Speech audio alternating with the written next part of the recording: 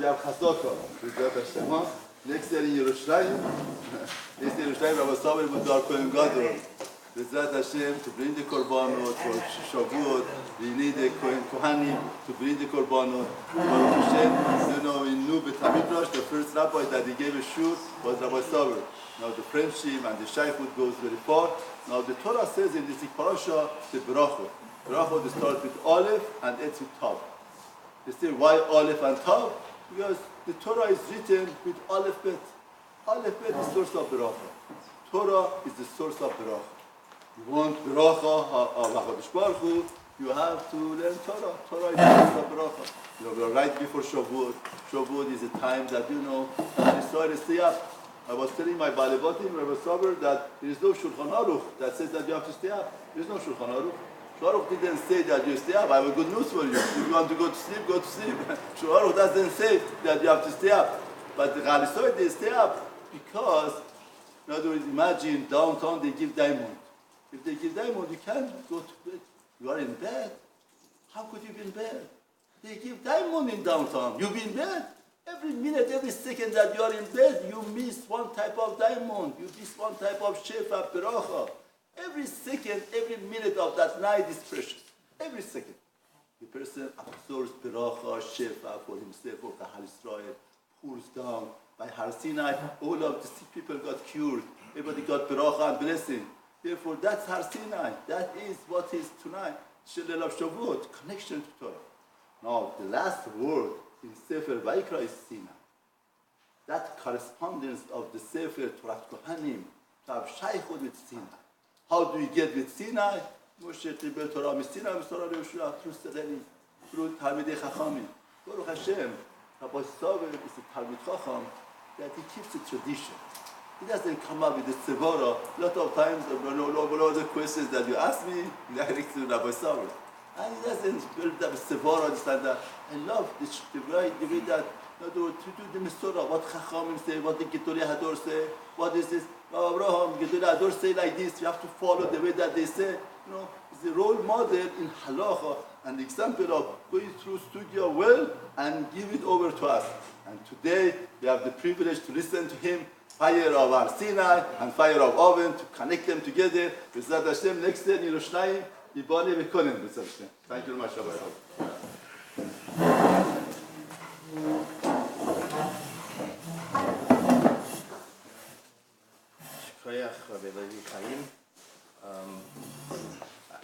I thought I would come before Shavuot to try to inspire, to say a shir and to inspire as part of the Hachona for Shavuot. And I came and I was inspired, meeting Mr. Sella, that how he's making a siyum on Sochim and learning through one Mesechta after another.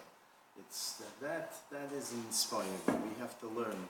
We have to learn from him, and never to feel that I'm too old, it's too late to learn, but to continue growing and always have that shifa, that desire to grow and become a Talmid Chacham and to learn Torah Hashem. We'll get back to that a little bit later. The shir today, we decided is going to be half halacha and half hashkafa in preparation for Shavuos. We know Shavuos is Yontif. On Yontif there's a mitzvah of Simchas Yontif. And the difference between Shabbos and Yontif basically is that on Yontif it's mutter to do malacha for Eichel Nefesh, for the purpose of eating, for cooking and lighting a fire, baking, whatever is necessary for Eichel Nefesh is mutter. And part of the reason for that is because Yontif has a mitzvah, Simchas Yontif. There's a mitzvah to eat and to enjoy, to have simcha from food and drink, basa v'yayin on Yontif. Shavuos especially. Shavuos especially, the Gemara says, Hakol modim, the vatzeres ba'inin nami lochem. Everyone agrees that on Shavuos, which is called Atzeres by Chazal, one has to eat. And one has to have Einig and Simcha on the Yontiv of Shavuos. There is a machlokes in the Gemara. between Rabbi Loza and Rabbi Yeshua, how to be Mekayim the mitzvah of Simchas Yom Tov, in general. Rabbi Yeshua says, Chatzi lochem v'chatzi lashem. Half of the day of Yom Tov you should eat and drink, and the other day, half of the day, you should be learning Torah and davening. Rabbi Loza says, O kulo lachem, o kulo lashem. You have a choice, you have the option. Either you spend the whole day involved in eating and drinking, or the whole day involved in learning Torah and davening. But the Gemara says, Hakol modim. Everyone agrees that both Rabbi Yeshua and Rabbi Loza, that a person has to spend time on Shavuos, eating and drinking and having simcha, and it's counterintuitive, because we would think that Shavuos is the day of Kabbalah Satorah, that maybe we should be spending the whole Yom Tov of Shavuos learning Torah, just like we spend the night of Shavuos learning Torah, right? That we should be focusing totally on limud HaTorah. So why is it that on Shavuos, Gemara says, everyone agrees that you have to have that Simchas Yom Tov of eating and drinking on Shavuos? And Rashi explains, Psochim Daf Samech Ches, Rashi explains that we have to show that Shavuos is a day that really doesn't have mitzvahs like Pesach, a Yom Tov that doesn't have mitzvahs like Pesach. We have matzah and moror, and Sukkis. We have the mitzvah Sukkah and Arba Minim. Shavuos, there are really no special mitzvahs on the Yom Tov of Shavuos. But there's one mitzvah, and that's the mitzvah of having simcha in Kabbalah Satorah, that we should rejoice and that we receive the Torah on Shavuos. And therefore, the Torah didn't give any extra mitzvahs. It's focused on Torah. That's the central theme of Shavuos. But Torah has to be learned b'simcha, with a passion, with a love, with a havas haTorah, and we have to demonstrate that Torah is not a burden, chas v'shalom, but Torah, we look forward to learning Torah. That's our passion, that's our simcha, and therefore, hakol modim b'atzeres ba'inen nami lochem, that we have to eat and drink and show and demonstrate our simcha over Kabbalah Satorah. And therefore, on Shavuos, especially learning the halachas of Yom Tov that are related to Eichel Nefesh, like cooking and lighting a fire. So that's the topic that we chose for the halacha part, and the hashkafa part is also going to be about fire. The fires of Sinai, the fires at Har Sinai. We'll discuss that. Afterwards. So first of all. We know bishol is mutter on Yom Tov, cooking or baking is mutter on Yom Tov, because that's part of Simchas Yom Tov. That's Eichel Nefesh. The Gemara says Milisha ve'elech. Then in the Siddur, the past, the first 11 melachis of the 39 melachis, from Lisha on, from kneading the dough on, that is going to be mutter on Yom Tov. The melachos before that, like zriya, like planting and harvesting, and dosh, threshing, schita, and borer. So those melachos are not totally mutter on Yom Tov. It's milisha ve'elech is mutter. But bishol, cooking and baking comes, of course, after kneading the dough, and therefore that's certainly mutter on Yom Tov. But in order to cook, you have to have a fire. You have to have a fire. So havor is also mutter on Yom Tov. You're also allowed to light a fire, but you're not allowed to kindle a fire. Like striking a match, where you're creating a fire, that's molidesh. That's also on Yom Tov. You can only transfer a fire.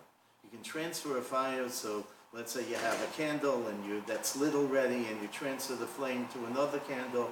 That's mutter. It has to be from an existing flame. That's mutter on Yom Tov. But molidesh, but creating a fire, like striking a match, is going to be asur. According to most poskim, it's asur midrabanan. Molidesh. It's on Shabbos to strike to be molidesh. It's asur midoraisa. It's the malacha of havora. But on Yom Tov, where we don't really have the malacha of havora, because havora, lighting a fire, is mutter on Yom Tov. And and not only for the purpose of cooking, but for the purpose of heating the house. It's also mutter based on the principle mitoch shehutra havara l'tzoyrech eichel nefesh, hutra nami shelo l'tzoyrech eichel nefesh, right? So havara is not a malacha, but molid eish, creating a fire, like striking a match, is also according to most poskim midrabanan.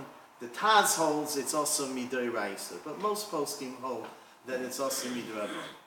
Right? So let's say to turn on a gas, you have a gas stove, a gas range, right? To turn that on, so you'll get a fire. So if there's a pilot light there that's an existing flame, and now when you turn on the gas, so the flame is transferred from the pilot.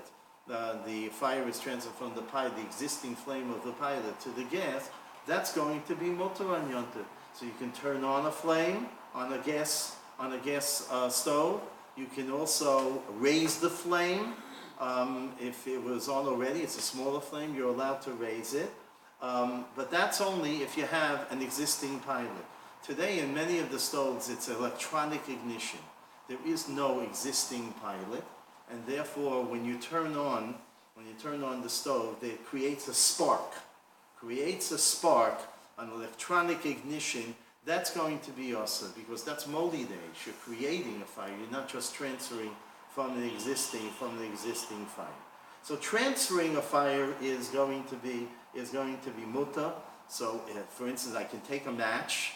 So if a woman is lighting candles, she can take a match from one. Let's say there's an existing fire on the stove or in a candle, and light the match from the flame, and then use that lit match to light other candles, because you're just transferring a fire. One of the big questions that comes up on Yontiv is chashmal, electricity. So to turn on an electrical appliance, right? To turn on an electric light, let's say. Turn on a light, so that electricity is, the poskim all say that electricity is going to be asur on Yontiv, just like it's asur on Shabbos. And it's not only turning on a light, like an incandescent bulb, but turning on an air conditioner, turning on a fan, turning on anything in which you're closing a circuit. Closing a circuit that electricity flows through, that there's a current, is going to be also not only on Shabbos, but is also on Yontiv. Happened to be that when they first discovered electricity in the 1800s, there was a very big tumult among the poskim because they didn't know exactly how electricity worked, whether you're creating something new or there's something there already and you're just transferring some kind of fire. But when they understood electricity better, all poskim hold that turning on electrical appliances, whether it be a light or it be a fan or a blender, whatever it is, it's going to be also not only on Shabbos but also on Yom Tov. The question is why it's also. Why is it also? And here there's a major machlokes haposkim, almost contemporary poskim. The Chazon Ish said that closing a circuit is also midoraisa because of boneh or makeh b'patish. Either because you're completing a circuit and now the current can flow through. Either that's considered to be boneh. Boneh means building. You're building something by making this kli, this utensil, this appliance functional, that now it can be operated because it has electricity. Or makeh b'patis, it's like you're fixing it, it's like you're being mesakin it, it's like a tikkun. And the Chazon Ish held, and famous psak of the Chazon Ish, that this is also midoraisa, both on Shabbos and on Yom Tov. And other poskim, Shlomo Zalman Auerbach and others, disagreed with the Chazon Ish, and they felt that closing a circuit is not a malacha doraisa of boneh or makeh b'patish. Shlomo Zalman corresponded with the Chazon Ish. He was much younger than the Chazon Ish, but I think in Mincha Shlomo Simin Hey, there's a Simin Hey or Simin Yud Aleph, there's a long tshuva back and forth with the Chazon Ish, and he held that it's not going to be an Issa D'Oraisa. It's an Issa D'Rabbanan, closing a circuit. And many poskim say Issa D'Rabbanan because of molid, you're creating something new. You're creating the movement of electrons in the electricity, the circuit. So that has a din of molid, and molid is an Issa D'Rabbanan. So closing a circuit, whether it be on turning on a light, whether it be an incandescent, a fluorescent, an LED, it doesn't matter. That's going to be also, according to the Chazon Ish, it's also midiraisa because of bono umaka b'patish, and according to other poskim, it's going to be also midrabanan, and some explain it's also midrabanan because of molid, that you're molid this circuit, you're creating this circuit that did not exist before. The electrons were there, but the movement, the circuit, the movement of the electrons were not there, and therefore that's going to be molid. So on Yom Tiv, it's also to use to turn on or turn off an electrical appliance, to turn on an air conditioner, or turn off the air conditioner, or to raise the operation of the air conditioner, that it operate on a higher level. And it depends on what the Isser is. The Raisa or the Rabbanan depends on this machlokes. So that's as far as electrical appliances. What about let's talk about stoves and ovens. Yes? In regards to the light or the electricity, if you raise the fan, make it higher speed, or need the light, or not that you need a light brighter or dimmer, what's reasonable why you're not making a circuit right there, you're just adding to it? You're, in what case? Dimming. Dimming What? the light or Dimming the light. Dimming. Higher speed. Dimming. Well, usually I'm going to talk about that a little bit by electrical ranges, electric stoves. But very often you're creating a new circuit.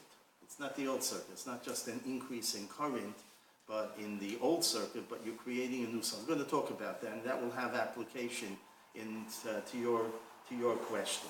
But first, let's start with a gas stove, right? A gas range. So we mentioned already that if there's a pilot light there, you're allowed to turn it on, and you're allowed to increase the flame because you're not creating a flame. You're just transferring a flame, or you're adding more gas to the flame so that it's an increased flame. But if it's electronic ignition, right, where you're creating a spark, there is no existing pilot light, so then that's going to be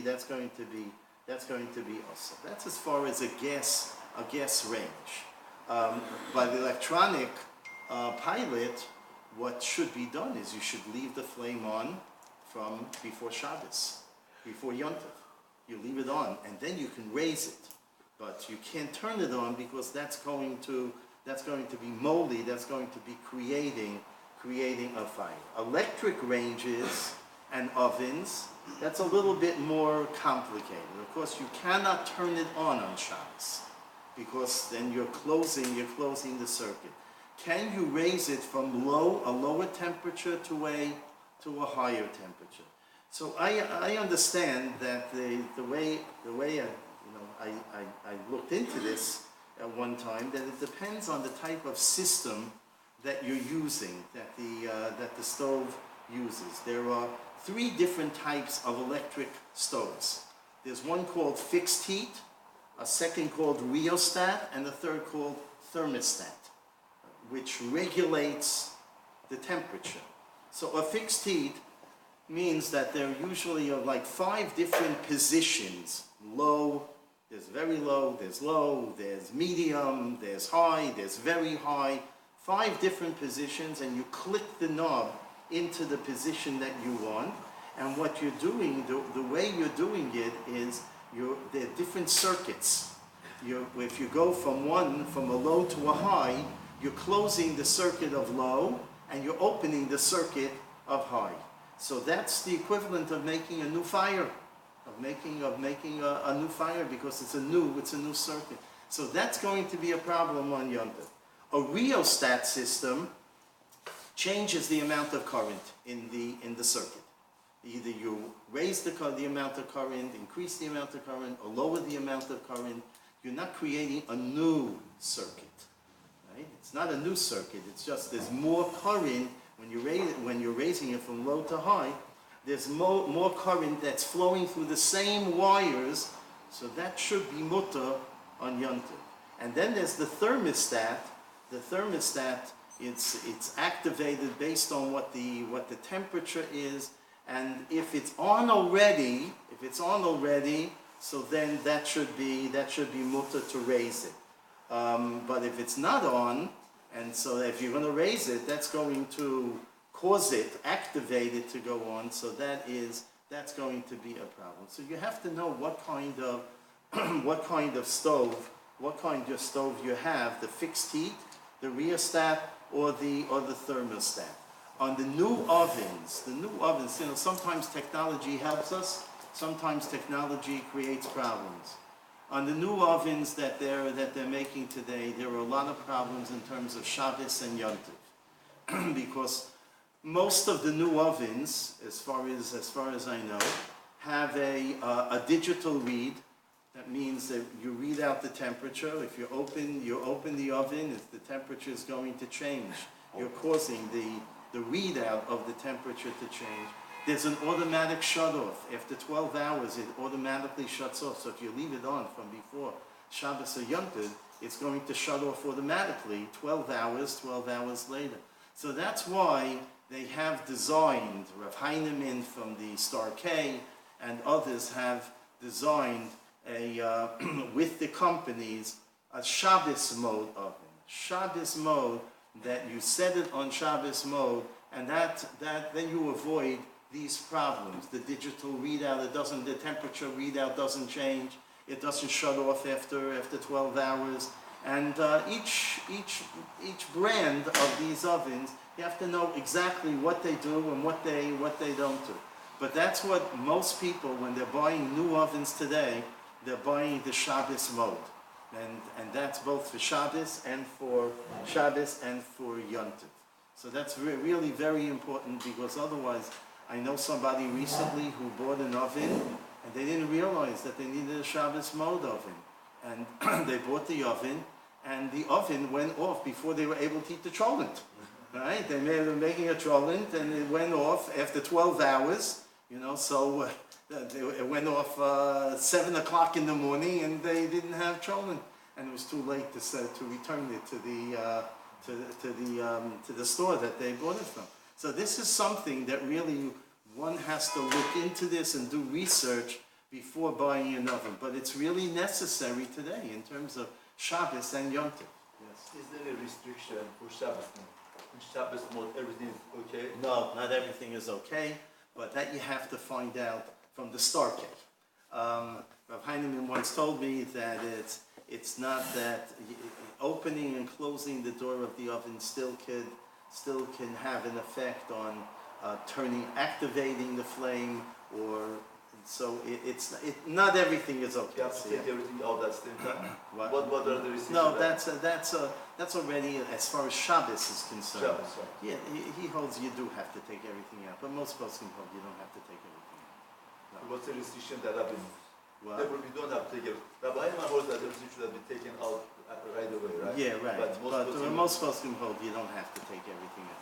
If you have two things in the oven and you want to take something out Friday night and leave the cholent in for Shabbos day, most poskim hold that that's going to be what restriction you have. This is getting off onto Hilchos Shabbos a little bit, which I don't want to spend too much time on that.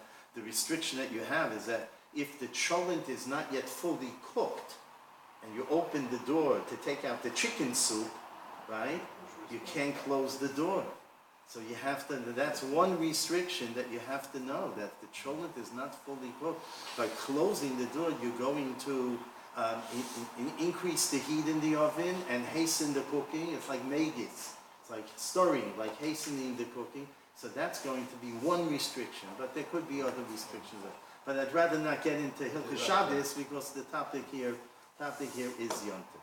So that's as far as gas stoves and gas ovens and electric stoves and ovens. I'm sorry, therefore to use the oven on Yom Tov, you put it on Shabbos more than using it. What? Yeah, Put it on Shabbos more than more use than it. use Yeah, it. yeah. Everything You put it on. should be Right. fine. On Yom Tov, more So than that's using it, fine. But put it on Shabbos mode and use it on Yom Tov. Otherwise, it's going to shut off. You have 2 days of Yom Tov. This year, 3 days of Yom Tov. 3-day Yom Tov. Shabbos, Sunday, Monday, and so. Let me just discuss a little bit about kibui. What about lowering the temperature? Turning off. Are you allowed, after you finish cooking, are you allowed to turn off the flame? No. Kibui is also on yontiv, because unless it's for the purpose of oichel nefesh, right? Well, usually when you're turning off the flame, it's not for oichel nefesh, it's not for cooking anymore. You're turning it off. Why you turn it off? You don't want it to be so hot in the kitchen. You don't want to waste, the expense of the gas. That's not a heter on Yom Tov. So you can't turn off the flame, but you can lower it if it's for the purpose of oichel nefesh. What does that mean? That means that you want the food to cook, but you don't want it to burn. You want it to keep it warm, to keep it hot. But if you're going to leave it on a very high flame, it might boil out, the water might evaporate, it might burn the food. So you're lowering the flame to continue the cooking or continue keeping it hot, and that's for the purpose of oichel nefesh. So kibui litzorech oichel nefesh is going to be mutter, but if it's not for the purpose of oichel nefesh, it's going to be osur. But here there's an interesting machlokes between the Magen Avraham and Rabbi Feinstein. Magen Avraham says, if I have a choice of lowering the flame for oichel nefesh or just turning on another flame, right? You have 4 burners on top of the stove. So I have a choice of lowering the flame under the pot or turning on another burner, doing havara for another burner. Magen Avraham says, better do havara on the other burner rather than lower the flame under the pot. Better to do havara rather than to do kibui, even though it's l'tzorech oichel nefesh. And Rabbi Feinstein writes in the Tshuva, he doesn't understand the difference between kibui or havara. If it's l'tzorech oichel nefesh, this is what I need to have this low flame.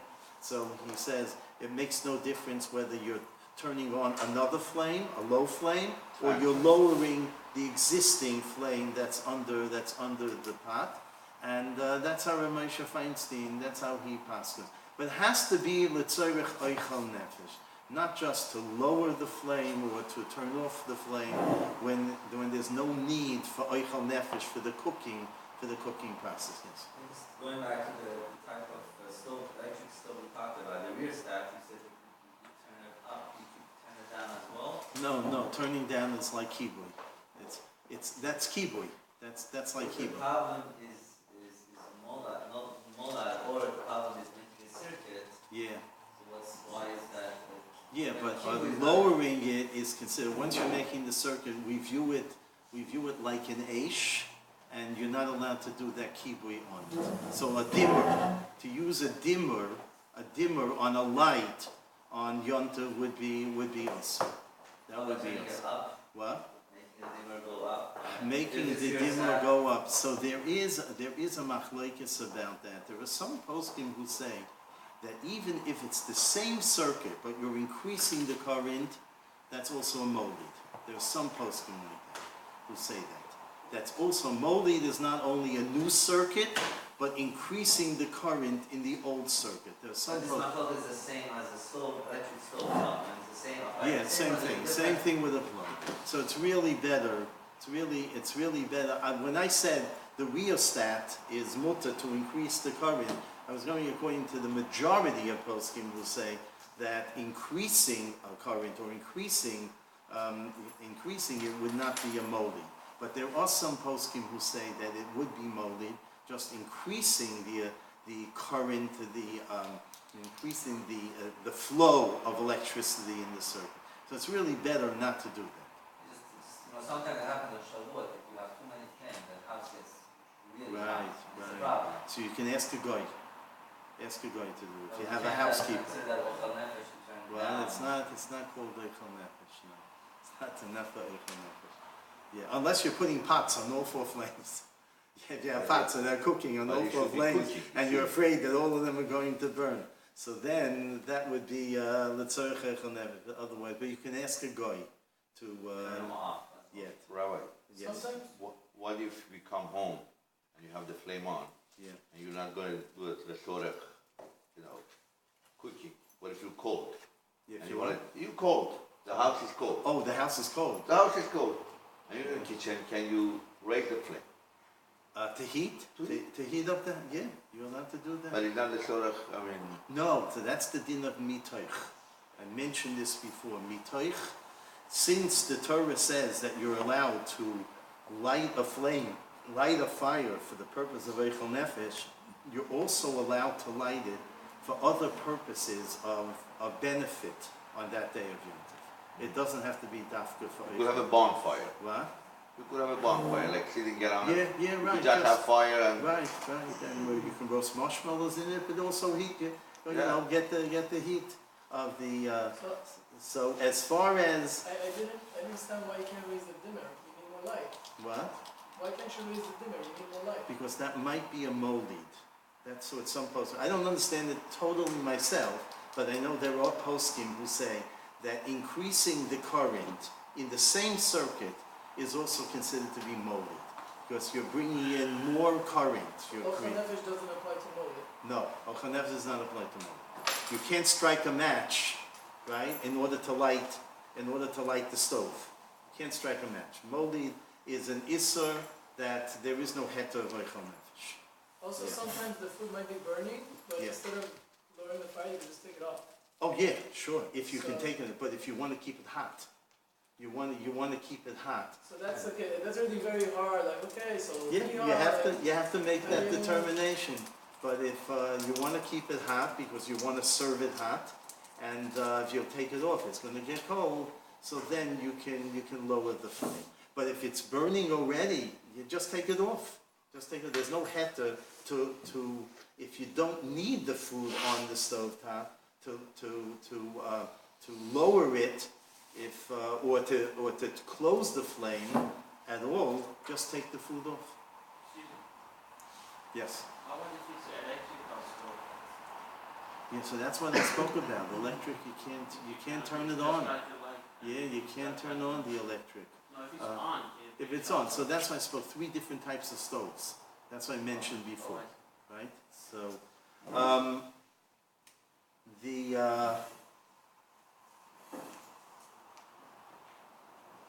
now on Shabbos we know you're not allowed to use hot water from the hot water faucet. Why? Because when you're turning on the hot water faucet, cold water is coming into the boiler, and that cold water is cooking.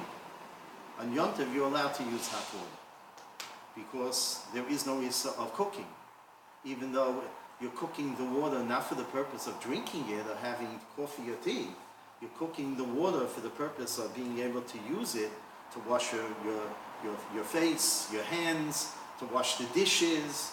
That is mutter on Yom Tov, even though it is cooking the cold water on Yom Tov, because that bishul is mutter. There is a major shaila which I don't want to go into, but I just want to mention and have to mention it. There is a major question in the poskim about taking a hot shower on Yom Tov. On Shabbos, of course, you cannot take a hot shower. On Yom Tov, there's a major discussion whether taking a hot shower is also on Yom Tov, because even though what malacha is being done when you take a hot shower, right? Cold water is coming in when you take the hot water out, and it's cooking the cold water, and cooking is mutter on Yom Tov. But there's a question, there's a restriction on cooking. It has to be shovel l'chol nefesh. Melechas achal nefesh has to be something that everyone does. That it's shovel l'chol nefesh. Very hard to define that term exactly. That's a whole shiur. I'm not going into that now. I just want to mention this. So there are poskim who say, most poskim say, that it's not shaveh l'chol nefesh, taking a hot shower, and therefore it would be osur on Yom Tov. There's a minority opinion that says that today it is shaveh l'chol nefesh, because people always take hot showers.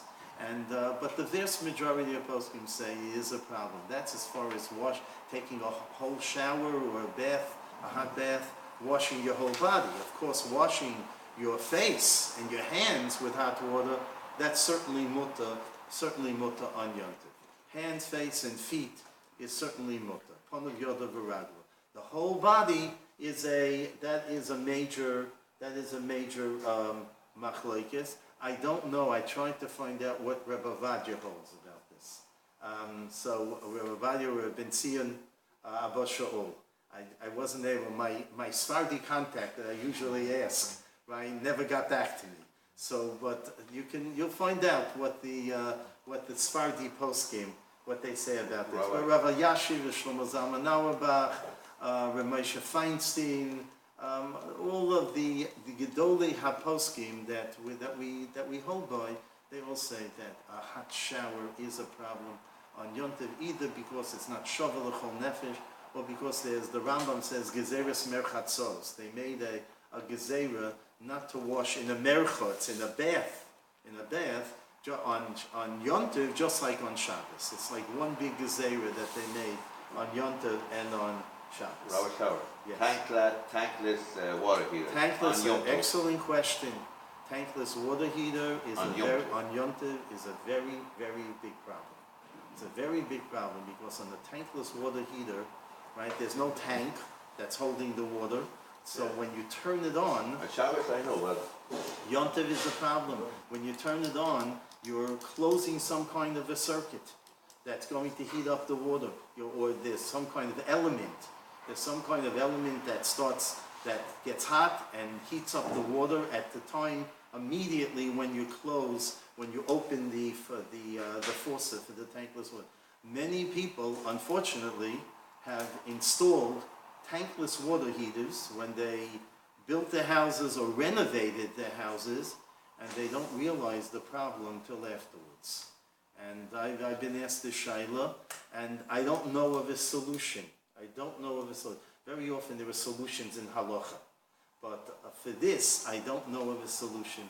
I don't think there's any way of using a tankless water heater on certainly not Shabbos, but even on Yom Tov. Just a few more points in terms of hadlokas neiris. Let me just leave that for a moment. Hachana from the first day of Yom Tov to the second day of Yom Tov is awesome. You can do malacha on the first day of Yom Tov for that day, on the second day for that day, but you can't do hachana. You can't do malacha on the first day for the day. In other words, you can't cook on the first day of Shavuos for the second night of Shavuos. Right? You can't do malacha because that's hachana, and that will be an issa d'oraisa. Not only that, it's not only doing malacha from the first day for the second day, but even just preparing things which don't involve malacha to prepare for the first day, for the second day is also, for instance, right, to wash dishes on the first day of Yom Tov, right, for the second night of Yom Tov is also, you can't do that. To set the table on the first day of Yom Tov, for the second night of Yom Tov, you can't do that because that's also considered to be hachon. So to set up the candles on the candelabra on the first day for the second night, you have to wait until Tzeis HaKochovim of the first day, at the end of the first day of Yom Tov, before doing any kind of malacha or any kind of preparation for the second night of Yom Tov. That's why, for instance, Hadlokas Neiris on the second night of Yom Tov is done when? Hadlokas Neiris is not done before Shkia, before sunset. It's done after Tzeis HaKochovim, after the 3 stars, right? Whenever you consider Shabbos or Yom Tov to be over, at that time you're allowed to do Hadlokas Neiris, because otherwise you're doing malacha on the first day for the second day. So that's one really has to be very careful about that, not to do any kind of malacha, even to put in, the poskim say, let's say you want cold soda on the second night, to put soda into the fridge or into the freezer on the first day of Yom Tov for the second night of Yom Tov. You don't intend to use it on the first day of Yom Tov. But I want it to get cold. It needs to be there for 4 or 5 hours. So that you're doing a hachana. That's called hachana, a preparation on the first day for the second night of Yom Tov. Just a little bit about. Maybe Havdalah candle. Yeah. Well, I want to talk about halokas neiris and the Havdalah candle. So halokas neiris of Yom Tov, there is a machlokes when to say the bracha by Yom Tov. Do you say the bracha before you light the candles, or do you say the bracha after you light the candles? Of course, by Shabbos, what's the minhag by starting? Both minhagim. So by Shabbos, usually the minhag for sure by Ashkenazim is that you light the candles first, and then the wife says the bracha. On Yom Tov, it's a very, very interesting shaila, where the reason by Shabbos why you don't say the bracha before Hadlokas Neiris is because once you say the bracha, you mekabel Shabbos, and then you can't light the candles. But that reason doesn't apply by Yom Tov, because you're allowed to light candles on Yom Tov, right? So the mother of the Sma made it into Shulchan Aruch. The mother of the Drisha, she came up with this chiddush that Yom Tov is different than Shabbos, and she's quoted by the Mogen Avraham in Shulchan Aruch. Right? So no one should ever say that the women don't make it into Shulchan Aruch. The mother of the Drisha made it into Shulchan Aruch. She came up with this chiddush. Yom Tov is different. Say the bracha before, or oivel asiyasa. Say the bracha before you do the mitzvah usually, and then light the candles afterwards. And the Mogen Avraham disagrees with her. He brings her down, but he disagrees. And he says the reason why he disagrees is because people will get confused. If you're going to say the bracha before lighting on Yom Tov and after lighting by Shabbos, it's confusing. So let's make a low plug. Let's do across the board, everything the same. Or to say the bracha afterwards by Yom Tov, just like by Shabbos. But the very fact that the mother of the Drisha, right, is brought down, she had a chiddush, and they gave Kollel. Rabbi Kivego agrees with her. Rabbi Kivego Kollel says on that Mogen Avraham, I agree with the mother of the Drisha, right, against the Mogen Avraham. So this is a fascinating machlokes. So, but the What's the minhag by Ashkenazim? what? What's the minhag by No, two minhagim by Yom Tov. There are two minhagim by Yom Tov. Yeah, by Shabbos the minhag is you say the bracha after you light. But by Yom Tov, there are two different minhagim. And of course, you have to say a bracha shechayonu by Yom Tov, by Hadlokas Neiris. That's the minhag that the woman says a shechayonu when she lights candles. And but the poskim point out that if you're using wax candles, you shouldn't melt the bottom of the candle in order to put it into the candelabra. You shouldn't melt it. Just put it in. Because like Zera Shema Yimareach, maybe you'll smooth down the melted wax. Now, Rabbi Levi Chaim asks, what about Havdalah? This Yom Tov we have is Shabbos, and then Yom Tov is on Sunday. So we say Havdalah of Yak Nahaz. Yak Nahaz. Yayin Kiddush Ner, Havdalah in Zman. So you have to have a candle for Havdalah. You're not going to use a regular Havdalah candle because you can't extinguish it. It's going to burn down for hours and hours, and it's going to burn down. So what do people do? They take 2 regular candles, and they light those candles, regular size candles, and they use that for Havdalah. And the question is whether you can take those 2 candles and tilt them so that the flames join, because by Havdalah we use an avuka. We use a torch that has 2 wicks, right? That's the Havdalah candles have many wicks. But over here, if you're taking two regular candles, right? If you'll join the wicks, it becomes an avuka. If you don't join the wicks, so you just have single wick candles. So can you join the wicks? What's the problem? The problem is with Yaakov Kamenetsky and Rav Shlomo Zalman Auerbach held that you shouldn't tilt the candles to join the flames together, because when you're doing, what's going to happen is if you're holding the candles at an angle, the wax is going to melt and drip down. And that might be a kibui, because you're causing that candle to go out earlier. Less wax is going to go out earlier. So if you're causing to, for instance, Shulchan Aruch says, you're not allowed to cut a wax candle in half. Cut it in half, because then it's going to burn much less time. That's considered kibui if the candle is already burning. So over here, by tilting it, and you're causing the wax to drip down, right? So that might be considered to be a kibui. They hold that you shouldn't tilt it, hold the flames together, hold them next to each other, that's all. Vertical, straight up, but don't tilt them. And based on this, you also can't put it down. You have to, what? Based on this. Oh, then you put it down afterwards and let it burn out by I'm saying you have itself. to put it standing Straight up. down, yes. You stand it up. You have another candelabra, and you put it there and let it burn out. What we do at home is the candle from the Candle from the Halokas neighbors. Yes. So that's what some people do. They take the candles from Halokas neighbors. If you use wax candles, and they take the two of them, and but if you want to join the flames, that's the question.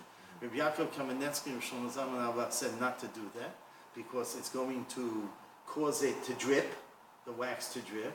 But Ramesha Feinstein held that's not a problem. You can take the candles and hold them together. The flames merge into each other. He said it's a psikresha deloi nichole. It's not the derech of kibui.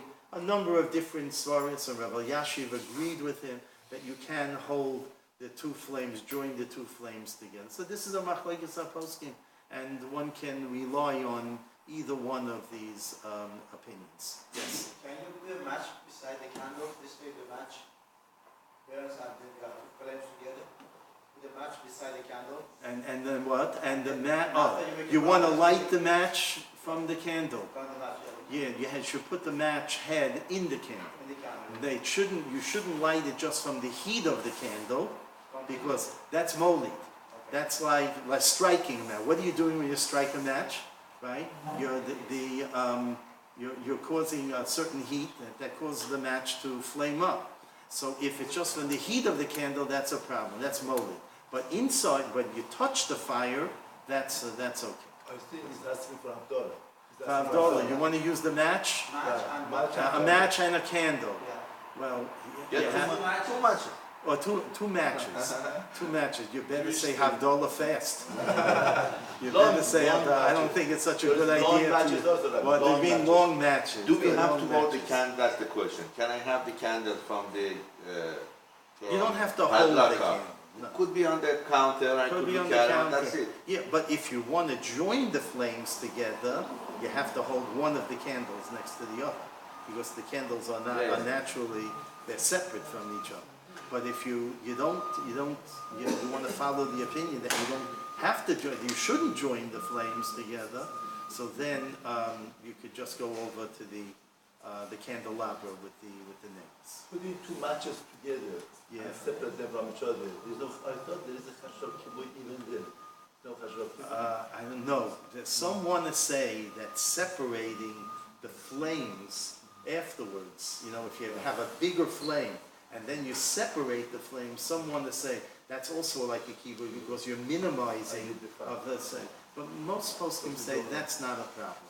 That's not a problem. Yeah. It's you don't say now it's a smaller flame than it was before. But there are some who which say one is more mehudar? If a person uses one candle or two long matches next to each other, which one is more mehudar for Abdullah? Good question. Which is more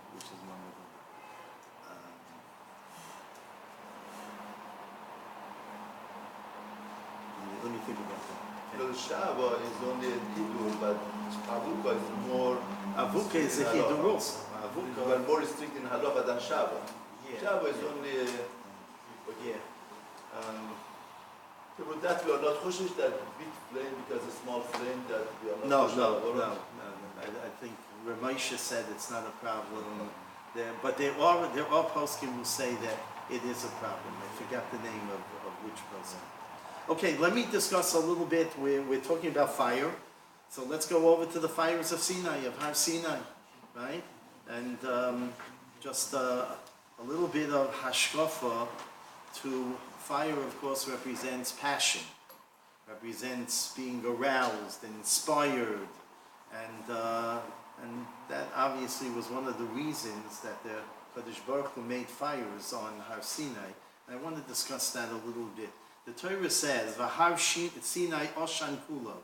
There was smoke all over Har Sinai, Mivnei Asher Yored Olav Hashem Ba'esh, because Hashem came down on Har Sinai in a fire, and the smoke, the Eshen, Ke'eshen HaKivshan, was like the fire of a furnace. And the Torah in another place says, "Mari Kavod Hashem Ka'esh Ochelet V'Roshah." That when Hashem came down on Har Sinai, it was like a fire that was consuming on the top of the mountain. So what was the kavana? What was some insights? Why was it so important that there should be fires at Har Sinai? After all, HaKadosh Baruch Hu could have come down on Har Sinai and spoken to Klal Yisrael without the fires. What is the insight and the lessons that we can learn from those fires of Har Sinai and Matan Torah? Well, a number of different insights. One is that fire, there's a fear that people have, a natural fear that people have when they see fire. Right? There's a yira, a fear, an ema. And the Torah actually says at the end of Parshas Yisro, right after Yaseres HaDibros, that Kodesh Baruch Hu said that I came down on Har Sinai to give the Yaseres HaDibros to Klal Yisrael, Levavur tia yiroso al pineichem. Part of the kavanah of Matan Torah was to instill a yiras shamayim, a fear, an awe, a reverence of HaKadosh Baruch Hu in Klal Yisrael, that they should internalize this awe. And the experience of Matan Torah was something that infused this yira in Klal Yisrael, and for all generations, not just for that generation, but for all generations. Chazal say, the Mefarshim say that all the neshamis of Klal Yisrael for all future generations were present at Har Sinai at the time of Matan. Not their bodies, but their neshamis, their souls were there. So there was a certain infusion of yira. In fact, Tosas asked the famous question, on Kof Aleim Har Kigigis, HaKadosh Baruch Hu held the mountain over their heads. And at the time of Matan Torah, so Tosas, all the Mefarshim asked the question, but they had already said Natsa v'nishma, right? We will do and we will learn, we will hear. Why was it necessary for Kof Aleim Har Kigigis, so a certain coercion in terms of Matan Torah? And many, many answers to this, but Tosas answers because after they were at the time of Matan Torah, they saw the Aish, the thunder, the lightning, the fires. There was a tremendous fear that they had, and maybe they would go back on their decision of Natsa v'nishma. They would, because of the fear. Well, we don't want to, why should we accept the Torah, be mekabel the Torah, when there's such a pacha, there's such a fear, it's so frightening. And so Tosa says that's why it was necessary to have Kof Aleim Har Kigigis. So the fear was something that was internalized, that became part of Klal Yisrael for all generations. Secondly, the Torah is compared to fire. The Torah itself is like an Eish. In Vizos HaBrocha, the Torah describes the Matan Torah, Mimino Eish Dos Lomo. HaKadosh Baruch Hu gave Klal Yisrael an Eish Dos, a religion of fire. Dos means religion, right? Eish Dos, it's a religion of fire. So Torah is nimshal, is compared to fire. In what way is Torah compared to fire? In many ways. You just have to take the characteristics of fire, what fire does, and Torah can have that impact on a person. First of all, we use fire for Hagolah, when we want to kasher kelim, right? Yeah, so you want to blowtorch it to get rid of all the tarfis, the tumah that's there, right? So fire has the koach of cleansing, of removing psolas, removing impurities and purifying, and from anything which is treif, which is not kosher, so anything which is tamei, ritually impure. And that's the koach of Torah. Learning Torah has the koach to purify a person, to refine a person, to refine their midos, and to remove the impurities that exist within a person's soul. Of course, fire also gives off light. And what is Torah? The word Torah comes from the word or, light. It enlightens us. It enlightens the world. It shows us a derech, a clear derech, a clear way of how to live, a derech hachayim, and fire also gives off warmth. Right? There's a chamimos, there's a home, there's a warmth. And Torah has the ability to inspire a person. Right? It's inspiration we view as something which gives the person warmth and inspire him to come close to HaKadosh Baruch Hu, to want to be a spiritual person and not just to live his whole life for physical, material things. So Rav Shach used to say, and when you look at a candle, the flame of a candle, right? You just observe it sometimes. Flame of a candle usually is not stationary. It moves around, and the slightest air that affects it, and it looks like it's dancing. A flame of a candle very often looks like it's dancing. So Rav Shach said that because it moves in different directions, and that's a flame we know is lahav. Lahav is the word for a flame. Hislavut is enthusiasm, inspiration. Right? So the eish of Torah is supposed to inspire us and develop that passion and excitement and enthusiasm in terms of Torah, in terms of avodas Hashem. And Torah has that koach. Torah is like a fire that, like the flame dances. A Jew has to be excited. Dancing demonstrates excitement about something. Excitement, passion. And a Jew has to be passionate in his relationship with HaKadosh Baruch Hu. The Nitziv in Hamikdova, on this pasuk, Eish Dos Lomo, says a very interesting thing.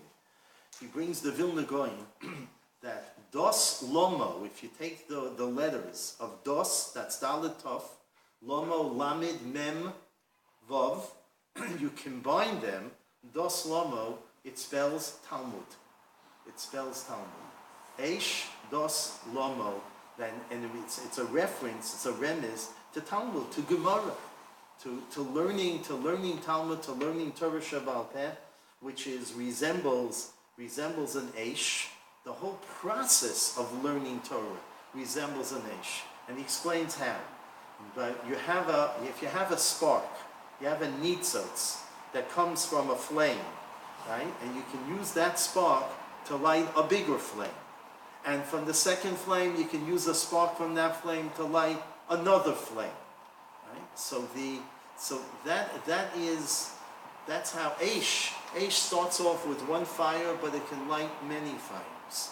It can one fire, a second fire, a third fire, and the fires increase. And he says that is the derech, that's the approach in learning Torah. You start off with learning. You start off learning one halacha. And based on that halacha, there are consequences and ramifications. That halacha, which is like a spark, can kindle and ignite another spark, another halacha. And the second can ignite a third halacha. And Torah is built up. Torah it grows. it blossoms, it becomes greater, starting from that one spark. So that's Eish Dos Lomo, and that's what happens in Torah Shabbat and learning Gemara. You start off with one statement, and then the Gemara asks questions on it and develops it, and that leads, one thing leads to another, and it grows, and you have this beautiful binyan, this beautiful binyan of a building that's based on the foundation of one halacha. So that's Eish Dos. You have the Eish, you have the flame, and that leads to a whole slew of other halachis and other insights into Torah. A third insight into Torah resembles Eish is we all know the famous Gemara in Brachis. HaKadosh Baruch Hu said, "Barasi Yetzer Hara, Barasi Lo Torah Tavin." I created the Yetzer Hara in man, but I created the antidote for the Yetzer Hara. Torah is the antidote for the Yetzer Hara. With Torah, you can battle, you can struggle with the Yetzer Hara, you can overcome the Yetzer Hara. Yetzer Hara is symbolized by Eish. Eish is a passion, desire. The Yetzer Hara has a desire to do certain averis and to have certain types of forbidden pleasures in this world. It resembles a fire that burns within a person, that he has that desire, right? So what do you need to combat that fire, right? You need another fire even stronger to combat that. It's interesting, in California, we should know about this, the wildfires in California, right? Very often, the fires in Northern California, very often when they try to put out a fire, they make another fire. They make another fire to contain the first fire, that it shouldn't spread, right? And that second fire is contained. It's a fire that they're in control of, right? To prevent the first fire from spreading and going wild. So that's why they call it a wildfire. So the Yetzer Hara is compared to a fire, right? Torah is a fire. Torah is the fire that can combat the fire of the Yetzer Hara. And the fire is passion. Right? We all know, all the Mefarshim explain that Matan Torah, Maimed Har Sinai, was really a chasana. It was a wedding. It was in the suin between HaKadosh Baruch Hu and Klal Yisrael. The mountain over their heads was like a chuppah. Right? We learn the chuppah. It's one of the sources of chuppah from Har Sinai. HaKadosh Baruch Hu was the chasan. Klal Yisrael is the kala. The Torah is the ring of Kedushin, or the ksuva. Right? And there was a nasuin, a wedding between, a marriage between HaKadosh Baruch Hu and Klal Yisrael. And the minhag is that when you escort the chassan and the kala, the parents escort, what do they hold candles. They hold the fire, right? Zeicher to the fires of Har Sinai, and that's brought down in Mefarshim. And we know Chazal say Ish v'Isha, right? Ish v'Isha, Shechina. You have the Yud of Ish and the Hey of Isha. That's called, that represents the Shechina. And otherwise, Ish and Isha are Eish. There's a certain passion between them, but that passion has to be moderated based on HaKadosh Baruch Hu, the Shechina dwelling. And the dwelling, it has to be guided. It has to guide that passion. But that's the essence of a chasana, the essence of Nesuin. There's a passion, there's an Eish between the chassan and the kala. So Torah is that Eish between the chassan and the kala, between HaKadosh Baruch Hu and Klal Yisrael, right? And that's another symbolism of the fires of the fire of Torah. The Ksav Kabbalah, Rabbi Yaakov Mecklenburg, has a very, very interesting insight. He says when you see a fire burning, right? So there are some parts of the fire which are bigger and other parts of the fire which are smaller, right? Some flames are bigger flames and other flames are smaller flames. So he says that Matan Torah, HaKadosh Baruch Hu gave the Torah to all of Klal Yisrael. And every Jew was mikabel the Torah. Kabbalas HaTorah was for every Jew. But just like when you have a fire You have some bigger flames and some smaller flames. What makes the difference? What determines whether it's a bigger flame or it's a smaller flame? It's determined by the fuel. If you have a lot of wood, dry wood, right, that the flame is burning on, so it's going to be a bigger flame. If you only have some moist wood, right, some moist wood or some leaves, it's going to be a smaller flame, right? Depending on what the fuel that the fire is attached to. So if it's a greater fuel, then there's going to be a bigger flame. A smaller fuel, there's going to be a smaller flame. So he says the same thing. The Sauer Kabbalah says the same thing as far as Kabbalah Satay. Every Jew was Mikabel Torah, but they were Mikabel Torah on their level. How well were they prepared for Kabbalah Satay? There were those who were better prepared, and their Kabbalah Satay was on a higher level, was on a more advanced level, on a deeper level, because they were more prepared. And then there were Jews who were less prepared. They were also Mikabel Torah. Everyone has to learn Torah. Every Jew has a Kabbalah Satay.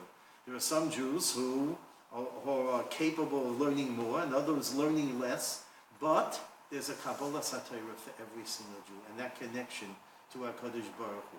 Similar to the flames of a fire. Some have smaller, some flames are smaller, some flames are greater, but the flames of the fire burn. And every Jew has that Kabbalah. That's why we call it Kabbalah Satay. It's Matan Torah. Kadosh Baruch Hu gave the Torah to Klal Yisrael, but we were Mekabel the Torah. The Kabbalah Satay was each one according to his understanding, according to how well prepared he was for Kabbalah Satay. But every Jew had, according to how Muchon, the Hachana. That's one of the reasons why we have Sfira Sa'imeh. Sfira Sa'imeh is a preparation for Kabbalah Satay, because the degree of Kabbalah Satay that one has depends on how Muchon, how prepared a person has made himself to be Mekabel Torah. And during the 49 days of Sfira, we're supposed to be preparing ourselves with the Persian say, with the Kinyan. This Shabbos we read the 6th parak. We learned the 6th parak of Pirkei Yovis, the parak of Kinyan HaTorah, the 48 ways to become the Torah, 48 ways. And then the 49th day of Sfira, they say, is to review all 48 ways and integrate them so that a person is ready to be Mekabel Torah. So in that sense, Kabbalah Satay is like a fire. One last machshava. This Shabbos we read Parshas Bamidbar, and Bamidbar always falls out before Shavuos, right? Always falls out the Shabbos before Shavuos, and I think the reason is why the Chazal were established the calendar that way, the Kriyas HaTorah, that Bamidbar should fall out before Shavuos because of the Medrash in Parshas Bamidbar. The Medrash says, "Vayedaber Hashem el Moshe b'Midbar Sinai." Loma b'Midbar Sinai. Why did Hashem give the Torah in the Midbar, in the wilderness? Mikan shonu chachamim, begimel dvorim nitna haTorah. The Torah was given with three things: be'esh, with fire; b'mayim, with water; uvanidbar, and in the desert. How do we know esh? Because it says, Har Sinai Oshen Kulam Yimnei Asher Yored Olav Hashem ba'esh. How do we know mayim? It says gam shomayim notofu, gam ovim notfu mayim. There was water coming down from the heavens during the time of Matan Torah. There was fire, and there was water, there was rain. Uvamidbar, vayidaber Hashem el Moshe b'Midbar Sinai.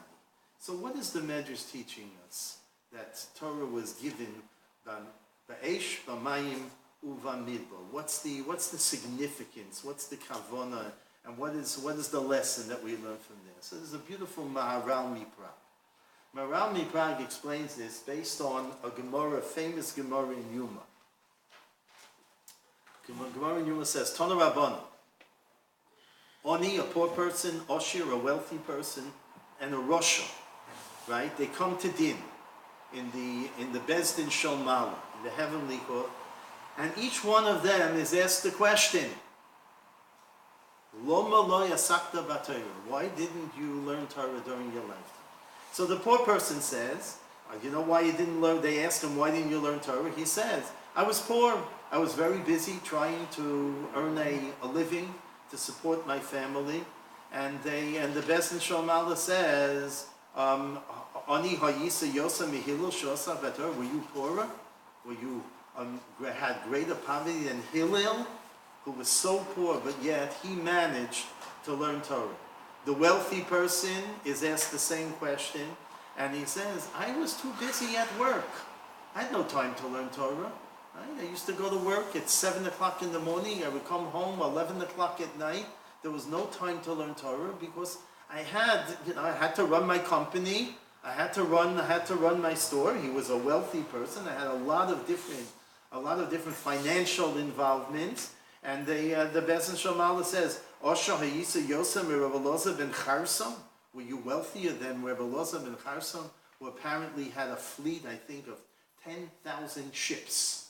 A fleet of 10,000 ships in the time of Chazal. But he found time. He managed to learn Torah.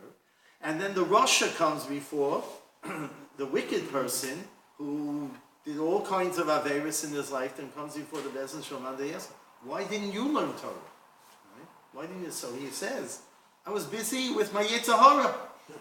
My Yetzer Hara was so powerful, right? I was busy all day long giving in to my Yetzer Hara. So the Bezdin Shalom asked him, tell us, were you more handsome than Yosef HaTzadik? Than Yosef HaTzadik, who also had a Yetzer Hara. He was tempted by the Eshes Potiphar, seduced, and yet he was not nichshal. He was able to overpower his Yetzer Hara. So you can't use an excuse, a rationalization because of my Yetzer Hara. That's why I couldn't learn Torah. So Hillel Mechayiv, the Gemara says, Hillel Mechayiv Haniyim, Loza ben Charsa Mechayiv Hashirim, and Yosef Mechayiv is Harishon. So Maharal explains this Gemara in the following way. There are three main things that can stop a person from learning Torah. One possibility is an external impediment, that he doesn't have parnasa, and he has to go and he can't support his friends, so he has to go around. He has to try to get to work or go around begging, and because he has no parnasa, he's a poor person. The second impediment is he's a very wealthy person, and he has so much wealth and so much business that his mind is constantly focused on his wealth, and he has no time to learn. The third impediment is internal, not external, but internal, because of his Yetzer Hara. His Yetzer Hara prevents him from learning Torah. So HaKadosh Baruch Hu gave the Torah with these three things, Eish, Mayim, and Midbar, to teach us that there should be no impediments to a Jew learning Torah. How do they represent these three things? If a person will say, because I'm so wealthy, that was an impediment to learning Torah, so the Torah was given b'mayim, right? There was water, there was motor, rain, that came down at the time of Matan Torah. Motor represents a bracha. That's a bracha. That's a blessing. That's a blessing. And the Chazal say that just like rain gives life and gives bracha to the world, Divrei Torah also gives life and gives bracha to the world. That if a person will learn Torah, he'll find the time to learn Torah, he'll get that bracha. He'll get the bracha of Geshem, the bracha of Motor. And he shouldn't just put all of his energy, all of his efforts into his business, into his work, right? He has to find time to learn Torah, and then that will bring a bracha to the person. So a person's wealth should not be an impediment to learning Torah. Then they have the Yetzer Hara. The Yetzer Hara wants to prevent the person from learning Torah because of he gives in to the hanor, the gashmias, the physical, material things in the world, and that prevents him from learning Torah. So HaKadosh Baruch Hu gave the Torah ba'esh, because the Torah can overpower, can conquer the Yetzer Hara. Created the Yetzer Hara But I created Torah as the antidote for the Yetzer Hara. So that was the Eish. The Eish of Torah conquers and overcomes the Eish, the fire of the Yetzer Hara. And that's why the Maharal says a very interesting thing. On Shavuos, we bring Shtei Alechem.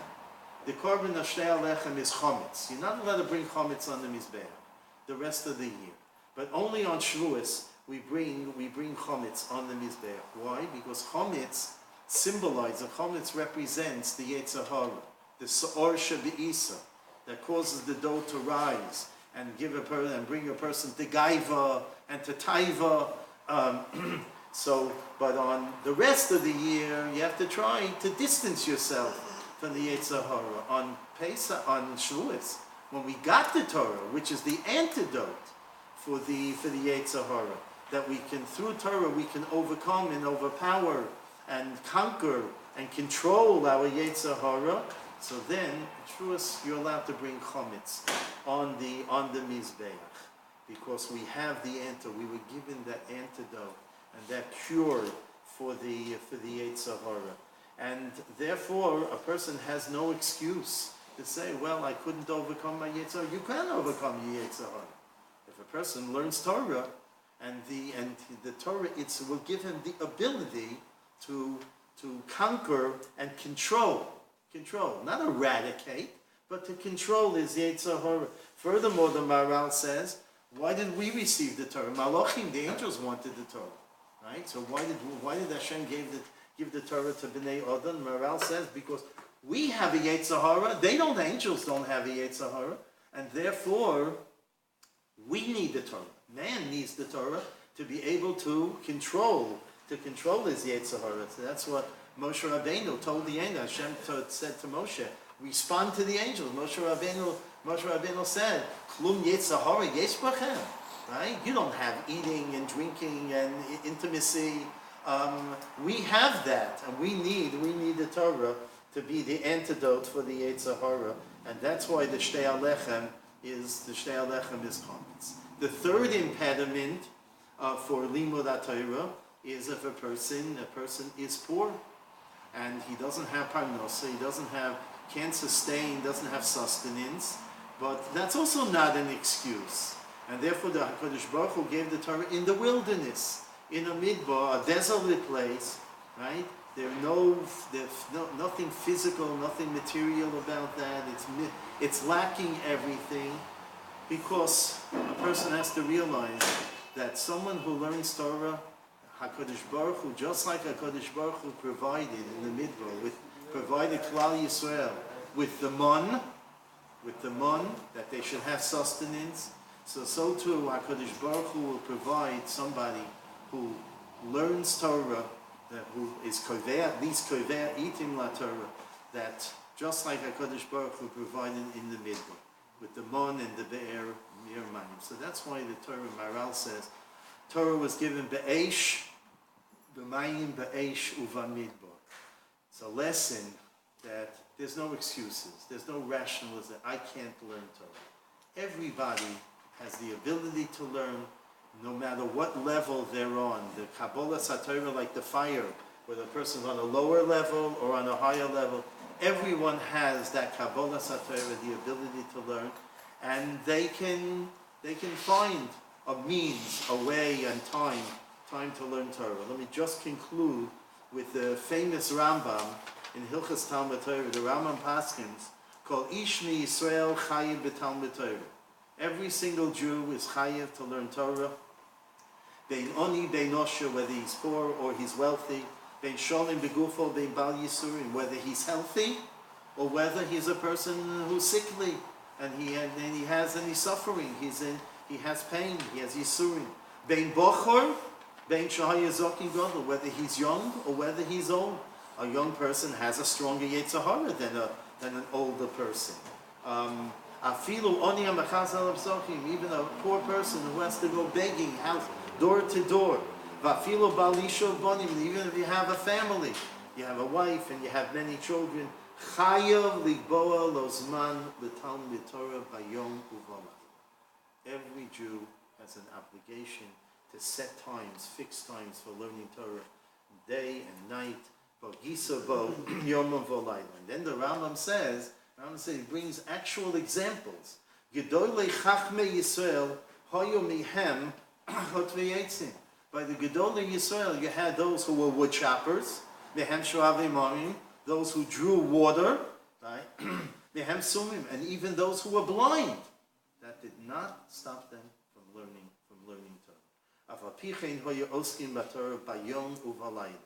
V'hemichlal matike ashmur. Not only did they learn Torah, they became part of the chain of Mesorah.